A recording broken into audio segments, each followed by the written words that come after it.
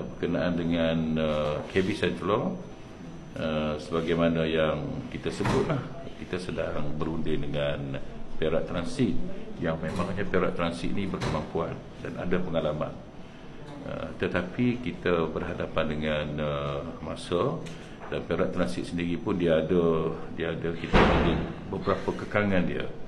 Jadi rundingan terakhir kita buat dengan dia adalah pada minggu lepas, dan ada permintaan dia yang kita tak dapat nak penuhi.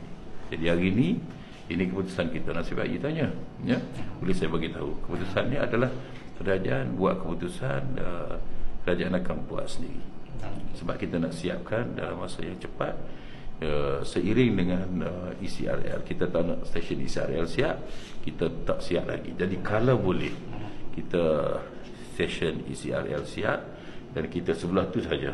Jadi kita nak beroperasi bersama, insya-Allah.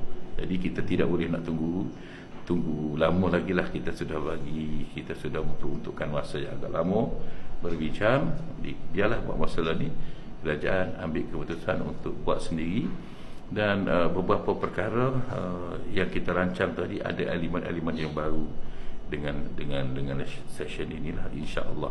Tapi hal tu biar hak kita nak katanya adalah kerajaan akan buat sendirilah. Untuk kontraktor nanti hak tu akan diputuskan lah. Cuma sebelum daripada tu dia ada banyak lagi kita nak kena buat soil investigation, soil treatment. Di samping tu kita jalan lah, insya-Allah. Dan kita tengoklah mungkin ada peluang-peluang lain. Tapi pokoknya kita nak jalan lah.